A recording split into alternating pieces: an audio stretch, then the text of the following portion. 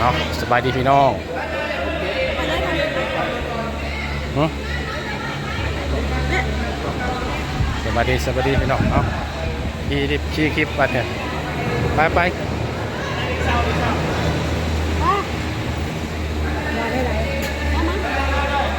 เรียมขี่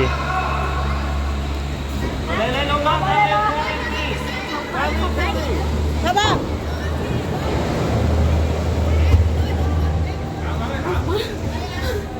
เอาอันนั้นเลยเอาจะได้เมียจะเลยมาแล้วนั้นอ้าวคนได้ตากันแล้วยามือทาที่ทั้งหมดเราจะห้าคนนี่มาเอาขึ้นมาเศร้าเลยคือว่า8 คนมันไปตามสายผ้า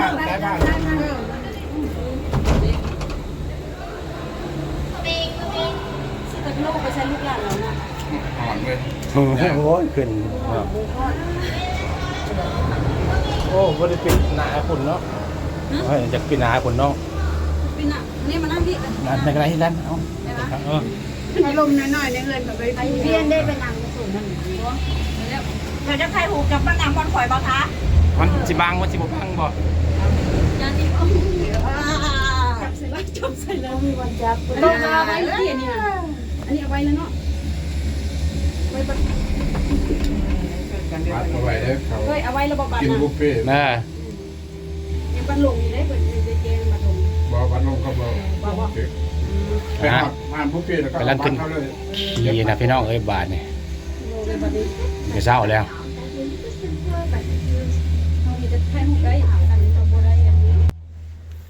โอ้ยพี่น้องเอ้ยตอนนี้แหละใจสั่นสุดพี่น้องเอ้ยบ่เคยขึ้นสูงปานนี้จักเถื่อโอ้ยลูกค้าจนหน้าลาตาตายพุ่นแล้วพี่น้องเอ้ยใจสั่นใจหายเบิดหน้าลาตาเหลืองเบิดเด้อพี่น้องพี่ลึกสูงเนาะมันสูงเนาะรถปูไปทางหน้าพี่น้องเอ้ยกระจกใสบัดเนี่ยคนบ่เคยขี่ยนต์โอ้ยนี่มันครั้งแรกในชีวิตพี่น้องเนี่ยลงไปสูงอุปตาคือชีรุดเบิ่งซ้ายบัดบ่จักใดๆเนาะคนบ่เคยขึ้นสูงเนาะขึ้นหลังคากันยังบ่ได้เพราะฉะนั้นมาขึ้นอันนี้บ่ขึ้นสูงโอ้ใจสิขาดตอนมันผ่านเสานี่ก็พอแห้งพี่น้องมันกลึกคือมันชีรุดนี่เนาะโอ้แล้วก็บัดเวลามันขึ้นสูงอีกก็โยดขึ้นสูงคุณใจหายวาบโอ้บ่สร้างชีวาพี่น้องเอ้ยสะใจบ่อยากไปขี่เลยตาตอนมาขึ้นบนตอนนี้เนาะตอนที่ว่ามันตกใจขนาดผู้ขามันนั่งข้างหน้ามันปีนหน้าไปหน้ามันเลยคือสิหัวดวนนี่พี่น้องเอ้ยโอ้ยตัวขั้นผู้ใดบ่ย่านก็ถือว่างามเบิ่งทิวทัศน์ธรรมชาติสวยงามพี่น้องขึ้นสูงไปเรื่อยๆนะพี่น้องเอ้ยนี่ขึ้นชั้นจิริขึ้นเนาะจนคุ้งเมฆความสูงนะใกล้นี่ประมาณอยู่2-3 กิโลเมตรพุ่นแหละเอาเบิ่งไปนำกันพี่น้องเอ้ยคักแล้วผู้ใดบ่ย่านถือว่าคักได้พี่น้องขี่กระเช้าขึ้นไปเทิงขึ้นไปผู้แหละหมู่บ้านบาดาฮิลเนาะพี่น้องไว้งามอยู่เทิงนี่มันเป็นจังซี่ภูขาย่านแต่ต้นไม้นี่เนาะโอ้ยสิว่าจังได๋อาลาตายไปพี่น้องเอ้ยผมบ่ได้ง่วงไปทางอื่นบ่กล้ามือจับแน่นเลยหั่นน่ะเก่งไปเลยมือหั่นจนโตเก่งย่านไปหมดเนาะใจหายใจขวมนี่ตอนมันขึ้นเสาดิลึดๆอย่ามันหลุดมันจากสูงแน่ในบนเสานี่นะเนาะหลังจากมันกระตรงเต่งลงไปมันก็ต่ำแต่ว่าต่ำก็ยังเป็นเฮลอยู่ทั้งหลุมพุ่นว่าอยากง่วงชายง่วงควักก็บ่ได้ง่วงย่านพี่น้องเอ้ยโอ้ยเป็นครั้งแรกในชีวิตเนาะที่ว่าผู้ขาเคยได้ไปขี่เนาะอันนี้เนาะแต่ว่าขึ้นบันเทิงนั่นก็เป็นเมืองหนึ่งเป็นเมืองบาร์บีคิวเป็นเมืองฝรั่งเศสเป็นเขตไว้โอ้งามคนเป็นร้อยเป็นพันเมื่อหนึ่งขึ้น 7,000 คนเป็นว่าเนาะคนขึ้นไปเที่ยวจากประเทศได้ประเทศยาพี่น้องเลยลาวไทยกัมพูชาเวียดนามแล้วก็สิงคโปร์มาเลเซียฟิลิปปินส์ฝรั่งอังกฤษเนาะดังโง่ดังโด่งมีหมดเนาะผู้ดำผู้ขาวพืชเทิงคนอาหารการกินก็เต็มพี่น้องเลย200 อย่างเนาะบุฟเฟ่ไปกินนะแต่ว่ากลัวสิเทิงฮอดบดกินกันอย่างจนเมื่อยจนเพลียพี่น้องเลยไกลคนก็หลายแย่กันแน่นตึกสมบุญทันหลวงบ้านเฮาพี่น้องคนหลายเนาะจังซี่นี่ไปโอ้ย แต่ว่ายังใครแต่มันไปบ่ไวปานใดพี่น้องมันไปไวคือยนต์นี่โอ้ยสิตกใจคือมันจะวัดดวนไปหน้านี่นะลูกค้าแน่เบิ่งกระเซ้ากับมันเกาะนะแต่อย่ามารู้ความจริงมันบ่แม่นกระเซ้าไปเนาะพี่น้องเนาะมันเป็นสายพานแล่นกระเซ้ามันก็หนีบอยู่กับอันนั้นหนีบอยู่กับสายเนาะสายพาดึงไปเลยเนาะหมุนเวียนกันแบบสายพานแบบสายพานหลุดเนาะสายพานมอเตอร์เนาะแต่มันยาวไกลกระเซ้ากระหอยเกาะกับอันนั้นอยู่แต่เวลาเขาสถานีมันก็จะเขาเจ้าเห็นจะได้เนาะมันสิงะออกแต่ว่ามันจังบ่แล่นแต่ว่าสายพานแล่นเสมอเนาะแล่นสม่ำเสมอแต่เวลาฮอตคิวกระเซ้าจะจอดก็บ่ฮู้ว่าเขาเจ้าเห็นอะไรก็บ่เข้าใจเนาะเป็นอัตโนมัติว่าซะนั่นนี่ตินี่ก็สูงเป็นเหวเป็นหยังโอ้ยไปบ่เคยไปก็ไปเบิ่งเด้อพี่น้องเด้อก็จะแม่นว่าท้าทายอีหลีรอแม้ไปแต่นั้นโดนก็บ่ฮอดพี่น้องเอ้ยผู้ค้าทายบ่เบิดได้นี่ได้ครึ่งทางแล้วมันฮอดเมฆผู้ค้าสิไลฟ์สดตัดไว้ซะก่อนว่ามันอันพอดีเมฆบ่มีพอดีเน็ตเบิดบาดนี่ก็เลยบ่ได้ถ่ายแล้วก็นั่งมันฮอดเมฆมันบ่ถ่ายบ่เห็นหยังมีสาวพนักงานเพิ่นขึ้นมานำเนาะมานั่งข้างให้แล้วผู้ค้าก็อุ่นใจเนาะพระเจ้าบ่ได้เบิ่งที่ถัดได้เขาเจ้าสิอ่านหนังสือเซยเนาะแม่นความเขาเจ้าอ่านหนังสือเซยเขาเจ้าจะบ่ย้านเนาะเพราะว่าแนมเบิ่งแต่หนังสือแนมเบิ่งแต่เอกสารอ่านไปเรื่อยๆเฮาบัดแนมซ่าแนมกลัวบ่อนมันลึกไปแต่ย้านบ่ได้มันขึ้นมันสูงวึบวาบก็แฮงย้านแฮงก็ตกใจเป็นบทเรียนวันนี้แต่ว่าเฮาพอจะได้ภาพเนาะงามๆเฮาก็เลยถ่ายเด้งอกได้น้อยๆอยากงอกหลายบ่อนหลายมุมอยู่พี่น้องแต่ว่ามือผู้ค้าหันจับแน่นเนาะย้านน่ะ ใจก็หายอยู่นาราตายอยู่เนาะพี่น้องเอ้ย เถื่อไฟเบิร์ด นี่สิงบอกมาเบิ่งนั่งอันนี้เพิ่นอ่านหนังสือเฉย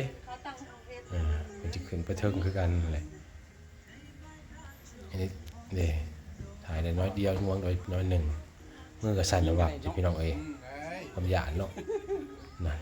นี่บางไปเบิด ปีหนาไปเลยตกใจ ผู้ขานั่งข้างหน้ามันเอาอันหัวจกโหลกนั่งผู้ดีนั่งบ่เต็มตั้งนั่งจังแข้งเลยปิ่นแอวนะพี่น้องเอ้ย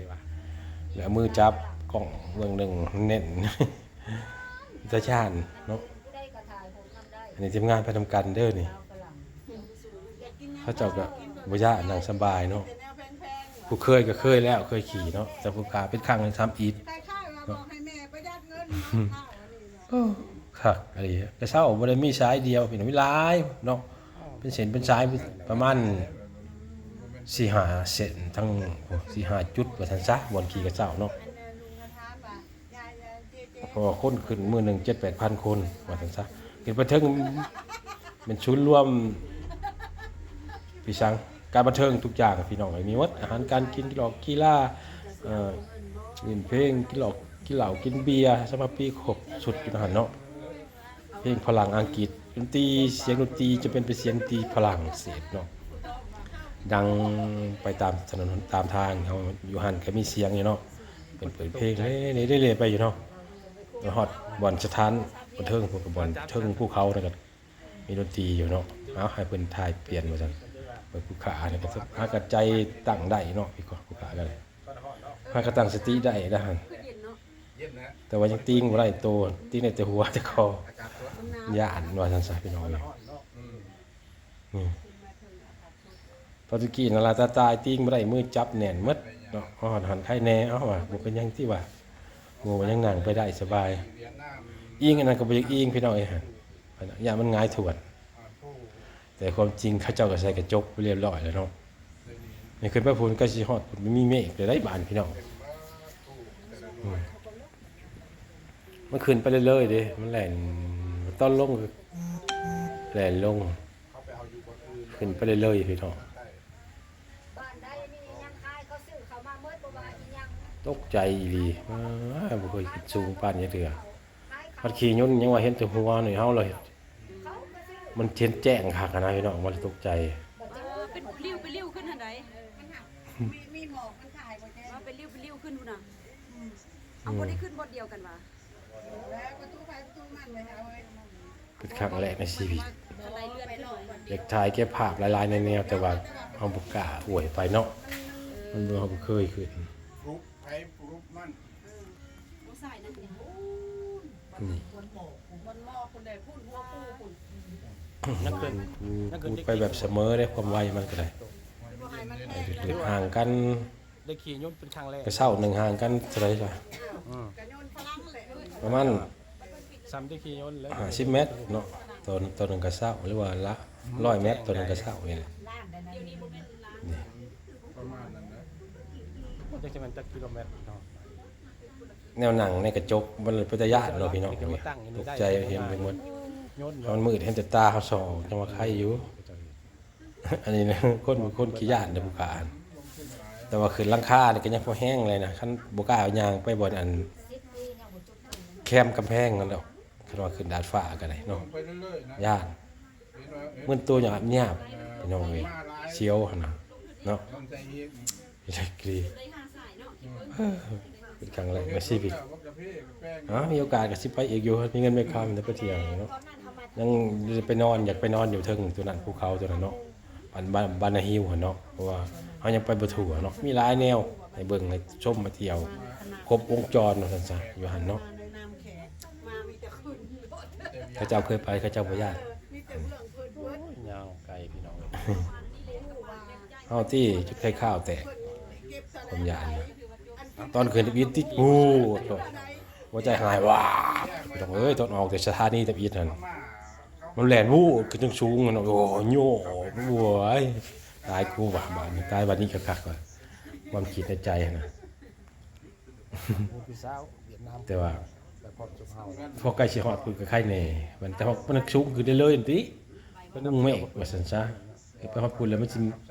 มีหมอก เออ แนมบ่เห็นหยังเลยพี่น้อง ตู้ใดมีแขกก็ขึ้นแล้วตู้ละคนตู้ คักก็คักไปอีกแบบหนึ่งเนาะเป็นการก็คือว่าไปสัมผัสแนวที่บ่เคยได้สัมผัสเนาะชัดเป็นท็อปซาลิดเนาะท้าทายแบบ อันนี้มันยังบ่ได้เสียวทออันข่อยไปอันขี่ไม่สิแซกอยู่คุณ เอ้ามาฮอดนี่ก็สิว่าสิจบแล้วพี่น้องผู้ค้าก็สิตัด เวลาคอยไว้ ภาพเป็นไลฟ์สดตอนนี้เนาะใกล้สิจบนี่แหละเนาะถ้าเบิ่งตอนต่อไปเด้อพี่น้องเด้อตอนครับขึ้นฮอดเทิงผู้สิเป็นจังไดติดตามรับชมขอลาไปก่อนสบายดี